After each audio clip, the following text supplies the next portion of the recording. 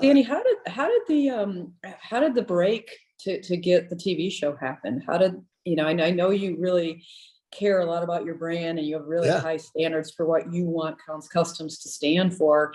And doing a TV show is hard, right? Because you got to crank out a lot of builds, and I know you are really stringent about the quality of what's coming out of Counts Kustoms. So talk a little bit about how that all came about and how you've been able to maintain such high quality.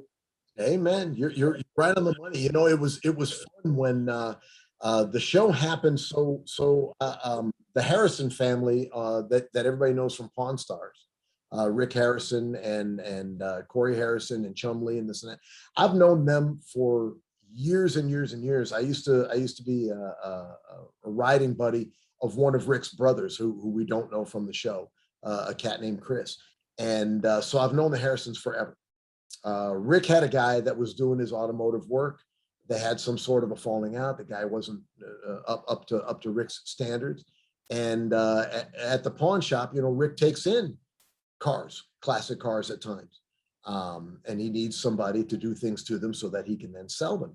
So he asked me if I'd be interested. So I started doing his work for him.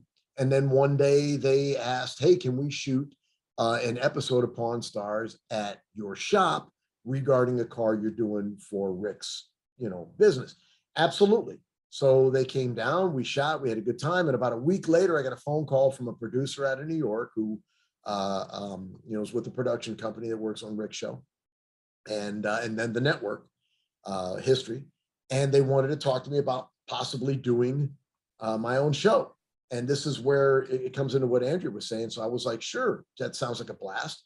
They sent out a producer. He spent probably about a week or so with me. And it was all about, we need a bunch of yelling and screaming. We need you throwing stuff. Somebody throw a chair at somebody break this window. Somebody, and I'm like, I really appreciate this opportunity like nobody's business, but you got the wrong guy. It's just not me. I'm just not going to do that. And they sent out another guy. This guy spent a week just shadowing me, and he went back to the network and said, just let them do what they do. And it was at that point that I said, okay, let's do this, because they allow me to keep it real. Like Andrew was saying, everything that we do here is very much keeping it real. I know a television show only lasts so long. And so when it's done, I still intend to be here. This is not a TV show faking it as a shop. This is a shop that has a TV show about it.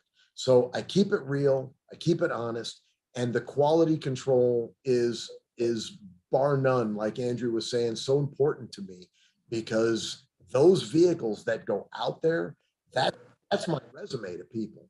And so someday when the show is done and over, this shop will still be here, and I want our vehicles to be quality. So there's a challenge there in doing a television show and keeping quality control up and keeping it 100% real.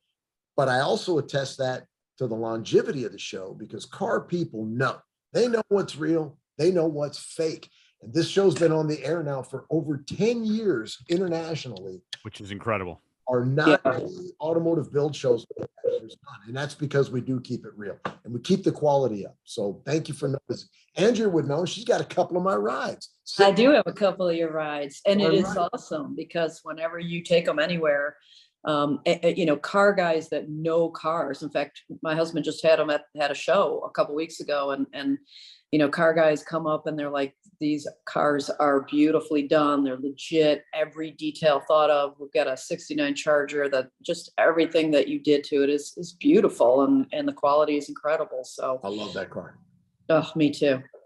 Yeah. And there's so many little subtle things on that car that only real car people, if you start staring at it, only real car people are going to know. You could park that Charger next to another Charger, and people look at it and go, why is that Charger so much cooler than that Charger?